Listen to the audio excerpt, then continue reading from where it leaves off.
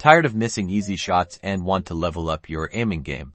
Then stick around, because in this video, I'm going to show you how to install and set up Crosshair X for free on your Microsoft platform. First, head over to the Microsoft Store. You can find it by searching in your Windows search bar. Once you're in the store, type Crosshair X into the search bar. Look for the official Crosshair X app and click on it to open its page. It's important to choose the correct version. Now, simply click the install button. The download and installation process will begin automatically. Once the installation is complete, locate Crosshair X in your Start menu or desktop and launch the application.